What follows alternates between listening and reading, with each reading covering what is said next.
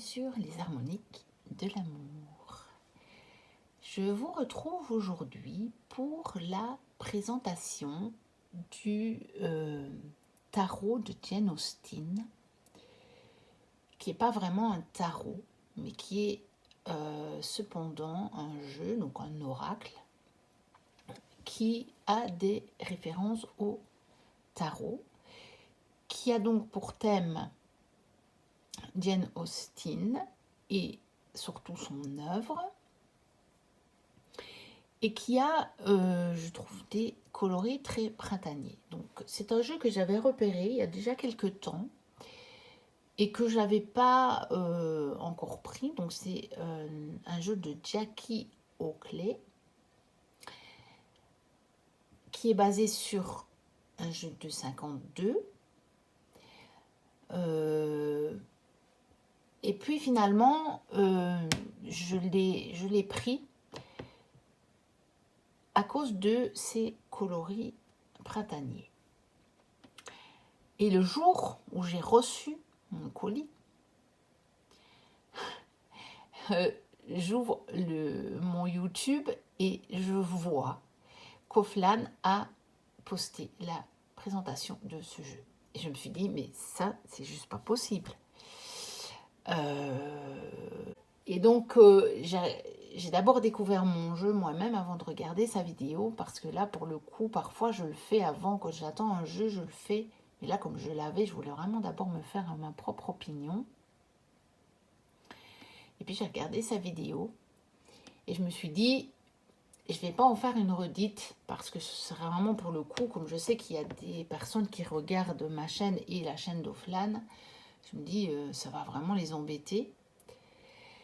Et en fait, quand j'ai découvert mon jeu, j'ai tout de suite vu, moi, je vais avoir trois catégories, si vous voulez, de cartes quand je vais les utiliser.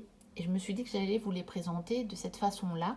Comme ça allait changer de la vidéo d'Oflan qui, pour le coup, ne l'a pas fait. Alors que parfois, pour certains jeux, c'est elle qui fait ça, qui montre avec déjà des catégories de cartes selon son utilisation à elle qu'elle en fait. Et qui donc en fait une présentation un peu originale, alors que moi, par exemple, du même jeu, j'ai juste fait une présentation classique. Et donc là, pour le coup, quand moi j'ai découvert mon jeu, et je ne savais pas comment Oflan l'avait présenté, hein, je vous le dis, parce que là, pour le coup, j'ai d'abord découvert mon jeu, et je suis allée voir la vidéo après. Et en regardant la vidéo, je me suis dit tout de suite, oh ça va, je sais très bien ce que je vais faire comme présentation. Parce que franchement, j'avais vraiment un peu des craintes de faire une redite. Je me suis dit, oh, zut, je voulais le présenter. Et qu'est-ce que je vais bien pouvoir en dire qu'elle n'a pas dit. Et finalement, bah oui, parce que j'ai une vision qui rejoint la sienne, mais qui est quand même une vision personnelle du jeu. Et donc, je vais pouvoir faire une présentation qui ne ressemble pas à la sienne. Alors déjà, je voulais vous dire que la boîte est vraiment de très très bonne qualité. Je la trouve jolie comme ça, avec la silhouette de Jane Austen. Vous voyez, c'est un peu en doré comme ça, c'est joli aussi l'écriture. Elle est de bonne qualité, franchement, c'est une boîte en dur. Alors elle s'ouvre comme ceci. On a un petit livret qui est petit, mais qui est, moi je trouve, intéressant. Il n'y a pas grand chose, mais je vais vous dire vraiment, pour moi, j'y trouve un très très bel intérêt. Donc, on dit bien déjà d'entrée que c'est un jeu pour la divination et pour jouer. Gameplay, c'est un jeu, vous pouvez l'utiliser, c'est un jeu de 52 avec un joker. Donc, vous pouvez l'utiliser, il n'y a pas de problème. Si vous voulez jouer aux cartes avec, vous pouvez jouer aux cartes, il n'y a pas de souci. Donc, c'est aux éditions Clarkson Potter. Je ne connais pas, je ne crois pas que j'ai d'autres jeux de cette édition-là. Donc ici, il y a une petite introduction, comment lire le tarot, les cartes.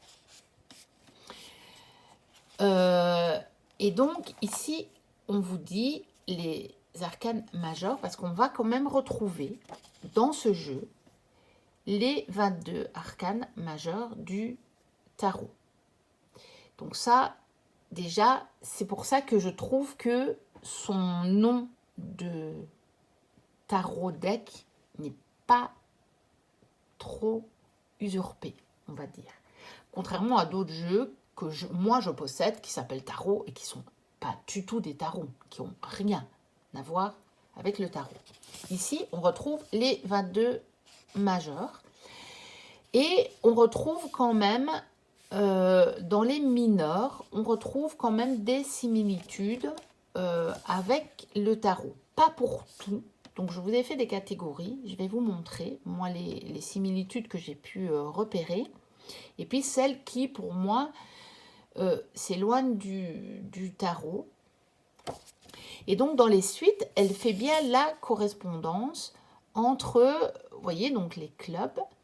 Vous avez donc les bâtons. Donc, ça, ce sont les trèfles. Ensuite, les diamonds, donc les diamants, ce sont les carreaux, hein, en français, donc qui représentent les deniers, ou les coins, ou les pentacles. Les cœurs, fatalement, ce sont les coupes, et les piques sont les épées. Et vous verrez que elle attribue aux suites exactement les mêmes significations que celles du tarot. Donc, vous voyez que la suite ici des bâtons, elle représente la passion, la créativité, l'élément feu. Pour les diamants, donc les carreaux, elle représente le monde matériel et l'élément terre. Pour les cœurs, donc les coupes, elle représente l'émotion, l'intuition et l'élément eau.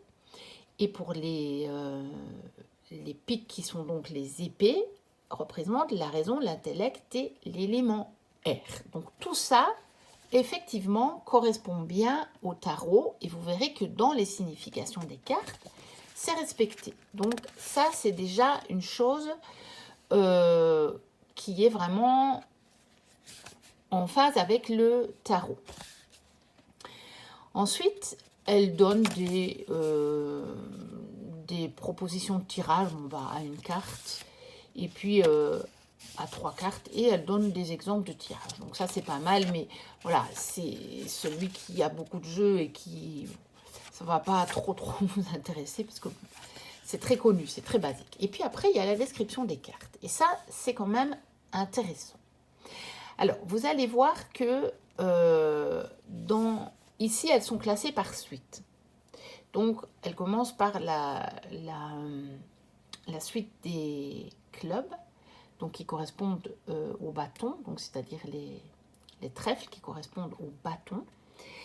Et moi, je ne vais pas vous les présenter dans cet ordre-là, puisque déjà, on commence avec l'as de trèfle, mais qui est la carte de la force. Vous voyez? Et en même temps, quand moi je réfléchis à ça, je me dis qu'effectivement, dans le tarot, l'énergie de la carte de l'as de bâton, effectivement, me parle d'une des significations de la carte de la force. Évidemment, comme dans le tarot, on a plus de cartes, bien entendu, on peut faire plus de nuances. Donc, avec ce jeu, on va peut-être faire un peu moins de nuances qu'avec un tarot. C'est normal, il y a moins de cartes. Mais il en reste vraiment intéressant. Alors, avant vraiment de vous parler des cartes, parce que ça c'était plutôt pour vous montrer, donc du coup on a toutes les cartes illustrées et avec chaque fois un texte assez court, mais je trouve qu'il est, enfin moi en tout cas, qui me suffit pour notamment faire ou pas le rapport au tarot et me donner des pistes de lecture. Après il y a à propos de l'auteur, et puis là il y a les copyrights et tout. Oui, mais méfiez-vous. Je viens de me rappeler de ça en voyant imprimé en Chine. Il existe des contrefaçons de ce jeu qui circulent. J'en ai déjà vu beaucoup. Et méfiez-vous parce qu'elles ne sont pas toujours si bon marché que ça. Et vous pourriez vous faire avoir croyant acheter l'original et non. Donc, assurez-vous bien d'avoir la boîte avec le code barre derrière, avec le nom des éditions dessus. Je voulais vous le dire parce que je l'ai vu très, très, très souvent passer en contrefaçon. Et en voyant imprimer en Chine, ça m'y a fait repenser. Alors, j'aime bien aussi la qualité, par exemple, du papier de ce livret. Je le trouve de très, très bonne qualité. Je le trouve joli. Je trouve que ça, c'est très simple, mais je trouve ça joli. Et puis, vous avez quand même les cartes représentées en grand, en couleur. Et je trouve ça pas mal. Alors, je voulais aussi, donc lui, je ne le mets pas trop loin parce que je vais encore m'en servir pour la présentation, vous parler de la qualité des cartes, donc qui est cette qualité un peu lignée, comme on l'appelle là. Je ne sais pas si je vais arriver à vous le montrer. Oui, comme ça, je pense qu'on le voit. Hein. On voit la texture de la carte. Et c'est une qualité que j'aime beaucoup. Déjà parce que c'est une qualité, on va dire, qualitative. Je ne sais pas si ça se dit trop. Mais ça en fait des cartes vraiment de bonne qualité. Alors, elles sont grandes. Hein, c'est plutôt un format oracle qu'un format tarot. Alors, le dos, c'est un peu bof. Hein. Vous savez que déjà, quand il y a des écritures comme ça, c'est pas mon truc, mon kiff absolu. Je trouve que la bordure est pas très très jolie. Puis ça, bon, bah, il y aurait eu que ça, à la limite, sans les écritures. J'aurais encore trouvé que c'était pas mal. Mais bon, voilà. Surtout après, c'est pas terrible. Alors que par contre, sur les cartes, par contre, la bordure comme ça ne me gêne pas du tout. Je trouve que ça va bien dans le style du jeu. Vous voyez? Tandis qu'ici, bah moins, puisque le dos est quand même beaucoup plus foncé, avec des coloris beaucoup plus foncés que les cartes, qui, je vous dis, sont vraiment dans des coloris très très printaniers, très belle saison. Et donc, je comprends pas trop pourquoi il y a un bord clair comme ça, alors que le reste est plus foncé. Bon, ça, voilà. Comme ça, je vous ai donné tout mon avis là-dessus. Maintenant, je vais vous présenter les cartes. Et ça, je vais le garder à portée de main. Alors, je vais mettre mes petits paquets un peu plus loin, ceux-là. On va commencer par les arcanes majeures. Et vous allez voir que les arcanes majeures, eh bien, puisque, évidemment, c'est un jeu de 52, donc vous avez que les 4 suites, évidemment, elles ont été cherchées dans les suites. Donc, vous allez voir. Et le rapport est parfois évident pour moi, parfois moins évident. Donc là, je vous donnerai mon avis. Mais l'avantage, c'est que pour les arcanes majeures, à une exception près, c'est indiqué sur la carte. Donc, c'est assez facile de s'y retrouver. Donc, on va commencer avec le Joker qui, bien entendu, représente le fou. Donc là, il est tout à la fin dans le petit livret. Et donc, oui, pour le fou non plus, c'est pas noté. Mais vous l'avez là dans le carnet. Vous voyez, donc c'est le commencement. Voilà. Donc, c'est bien le rapport du fou du tarot. Pas de souci, c'est la correspondance totale avec le fou du tarot. Et on voit quand même un personnage qui prend la route, hein, on voit bien, qui se met en route. Et on a comme ça un petit peu de la pluie. Donc, on se dit, c'est peut-être un peu risqué. Hein, voilà, de se lancer. On voit une fleur avec des pétales comme ça qui se détachent et qui vont au vent. Donc on peut se dire c'est peut-être une nouvelle aventure, on laisse quelque chose d'autre derrière soi, ou on se dit c'est peut-être un peu risqué parce que on prend la route alors qu'il pleut et qu'il fait un peu venteux. Donc on peut y voir quand même pas mal de symbolisme, je trouve. Ensuite, le magicien, ici c'est le roi de bâton. Et ça, je trouve que, effectivement, associer le magicien au roi de bâton, c'est un rapport d'énergie que moi je fais dans le tarot. C'est-à-dire que quand je fais des tirages, pour moi, bien entendu, parfois j'ai des questionnements par rapport à des personnes que je connais, ou à des situations qui font intervenir des personnes que je connais plutôt. Et donc, il y a des personnes que moi, j'identifie très bien en roi de bâton, par exemple, et aussi en magicien. Et donc, je trouve que d'avoir mis le roi de bâton en magicien, c'est chouette parce que le magicien, pour moi, c'est celui qui maîtrise comme ça les potentiels, et notamment au niveau de l'énergie.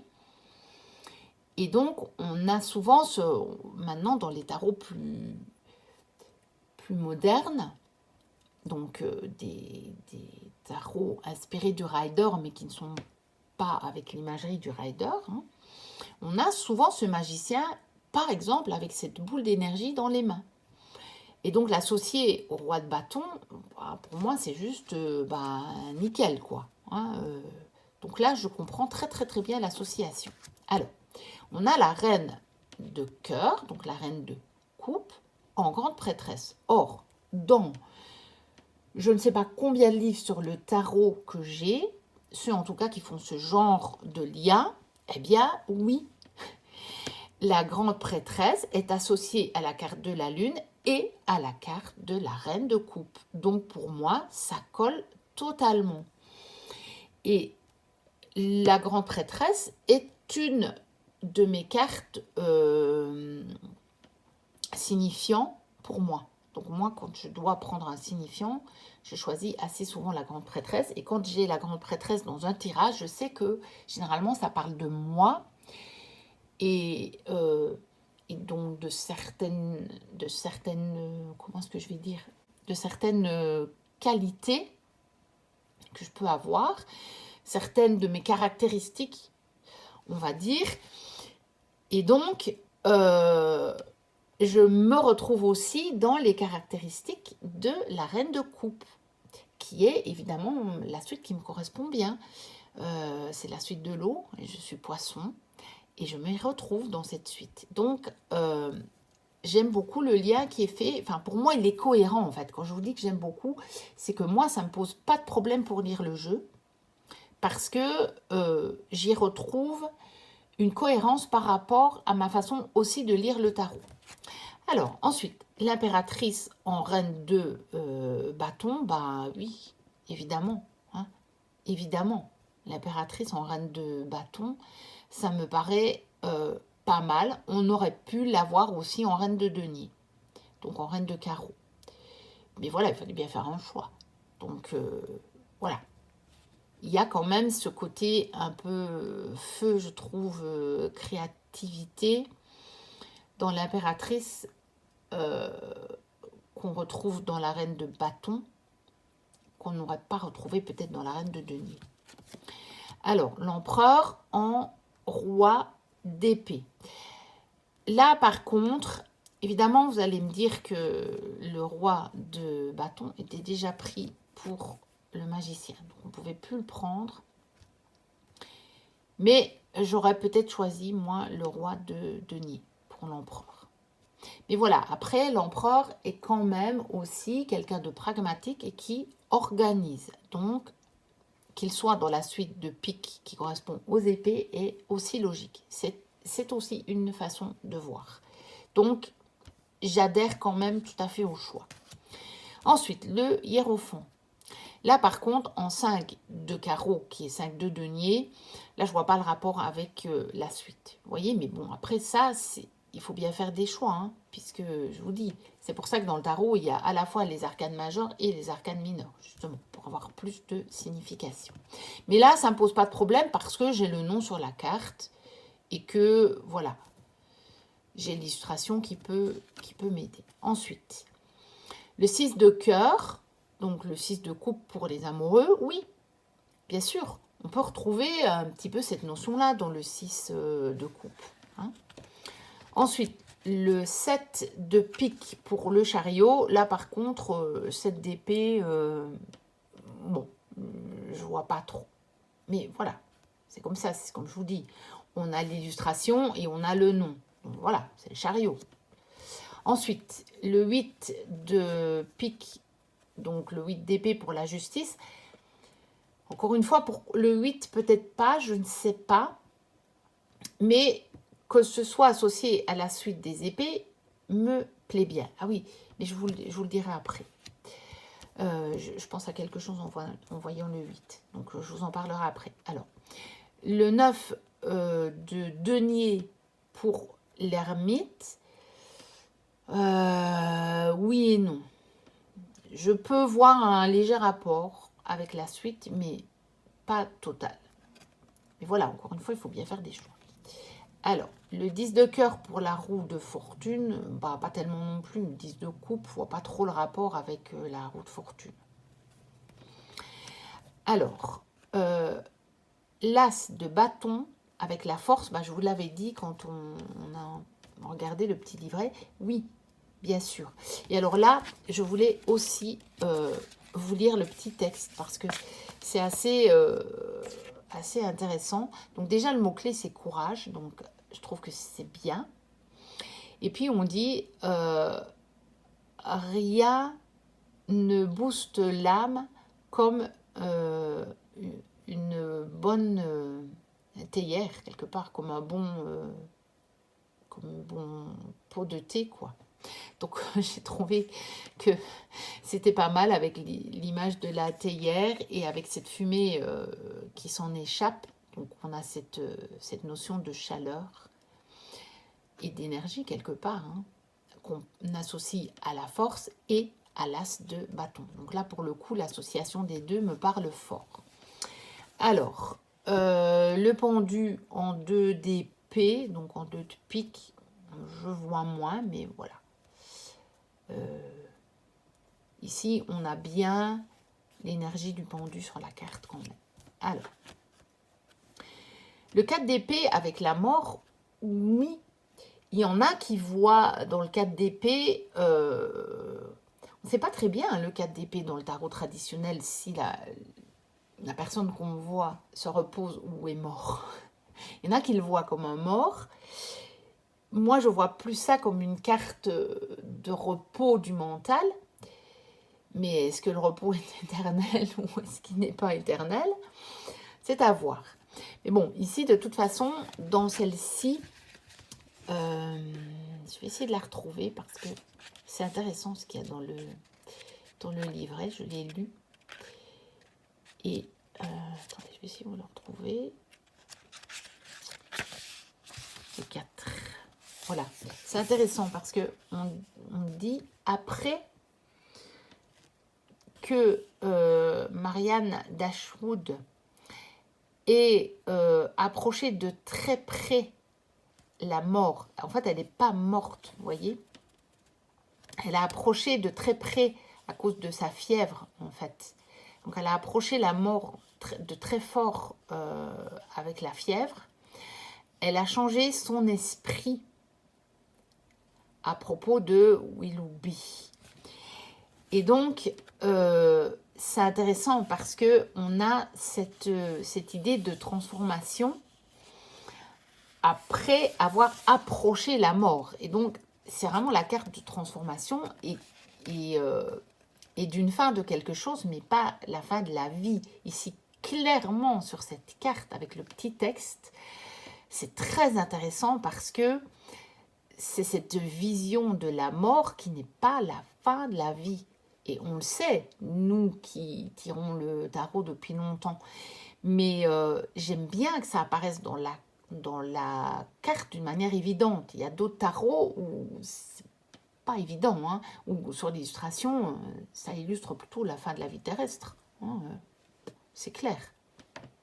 Et donc ça, j'aime vraiment bien. Ensuite, nous arrivons à cette carte sur laquelle il n'est rien indiqué du tout. Et je ne sais pas si c'est un oubli quand le jeu a été fait ou pas. Parce que, en dehors du fou, mais où on peut comprendre, puisque le fou, ben, c'est le joker, et puis c'est la carte, qui n'a pas de numéro. Donc peut-être que là, ils n'ont pas voulu le mettre, que c'était le fou. Mais ici, c'est la carte de tempérance. Par contre, vous l'avez dans le petit livret. Donc vous voyez, tempérance. Et donc, ça parle de modération, bien sûr, et c'est intéressant avec les gâteaux, je trouve. Mais je n'ai pas compris pourquoi on n'a pas le petit cartouche sur la carte ici. Je n'ai pas l'explication. J'ai comme l'impression que c'est un oubli quand ils ont fait le jeu. Je ne sais pas. Pourtant, dans le livret, vous voyez, elle n'y est pas non plus. Hein. Mais bon, s'ils ont oublié, ils ont reproduit la carte telle qu'elle dans le livret, donc je ne sais pas. Moi, c'est l'impression que ça me donne. C'est que c'est un oubli quand ils ont fait le jeu. Donc c'est une erreur dans le jeu. À voir si éventuellement ce serait corrigé dans une prochaine édition. Je ne serais pas étonnée, parce que je n'en vois pas la raison. J'ai bien regardé le jeu, je n'en vois pas l'explication. Alors, après, on arrive au 5 de bâton pour le diable. On peut y voir le rapport ou pas. Mais j'aime bien que le diable soit associé à cette suite des bâtons, hein, cet élément feu.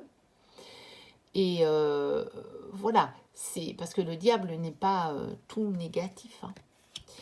Alors, le 6 de bâton pour la tour, là pour le coup, on n'a pas du tout cette idée du 6 de bâton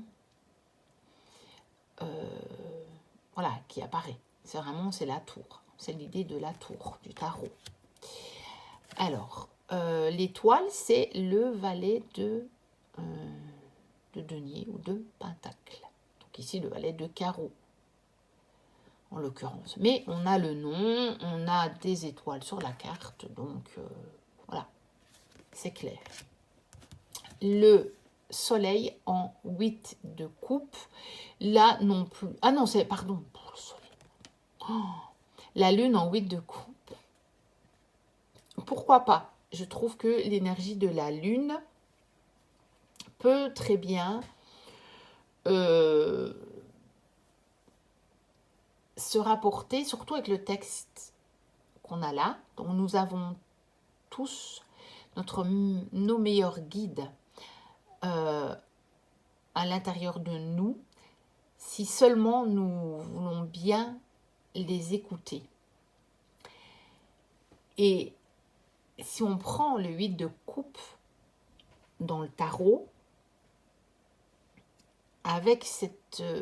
on voit ce personnage souvent qui s'éloigne d'une situation, qui s'éloigne des coupes qui sont derrière lui, eh bien on peut se dire qu'effectivement il a écouté ce qu'il y avait à l'intérieur de lui et on est déjà à l'étape plus loin. Il a pris la décision de quitter ce qui ne lui convenait plus, au niveau émotionnel ou au niveau...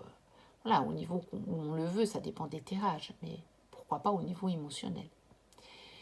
Et donc, on a aussi le rapport à la lune. Donc, je trouve ça intéressant. Alors, cette fois-ci, on a bien le soleil en 9 de bâton. Et pourquoi pas avec l'association du 9 de bâton? Pourquoi pas, je trouve. Ou sur certains tarots, on a le mot résilience. Eh bien, ici, c'est plutôt le rayonnement, mais pourquoi pas? Parce que quand on est capable de résilience, c'est qu'on est capable effectivement d'utiliser notre propre rayonnement. Donc voilà. Belle carte. J'aime beaucoup. Ensuite, le jugement en 10 de pique, donc en 10 d'épée. Et oui, bien sûr, quand on arrive au bout, quand on est en plat, imaginons ce 10 d'épée, on ne peut que après avoir une illumination, un nouveau départ, une nouvelle vision. Et dans le 10 d'épée du Rider-Waite, on a bien ce soleil qui se lève et qui peut faire penser à cette carte justement du jugement. Et ici, c'est en rapport avec une des œuvres de Jane Austen, hein. Voilà, avec cette dame qui monte l'escalier, il faut lire pour comprendre, mais on peut se servir, voilà, on sait qu'on a tiré le jugement. Donc voilà. Et le rapport avec le 10 d'épée, moi je la vois bien. Pour moi, c'est cohérent. Et enfin, on a l'as de denier, donc l'as de carreau. Pour le monde, eh bien oui, puisque évidemment, ici, donc en plus, il est de forme ronde avec toutes ces fleurs, donc on voit bien cet épanouissement, et on sait que cette as carreau, donc qui correspond ici clairement au denier ou pentacle, hein, puisque c'est vraiment noté dans le livret. Donc on peut, le jeu a été conçu comme ça. De toute façon, on peut toujours le lire comme ça si on le veut, hein, si c'est notre convention. Mais je veux dire, le jeu a vraiment été conçu comme ça pour faire le rapport avec cette as de pentacle, cette as de denier. Et donc, eh bien, effectivement, on a vraiment cette idée on a cette idée de prospérité, d'opportunité matérielle dans cette as de denier. Et donc, oui, pourquoi pas le rapporter au monde. Alors, j'ai un peu perdu mes mots parce que je vois que j'en suis à 30 minutes. Et donc, je vais la faire en 2 parties parce que sinon, j'arriverai pas à la poster sur YouTube. Donc, je vous retrouve tout de suite, enfin, vous le verrez dans une autre vidéo pour la deuxième partie, du coup.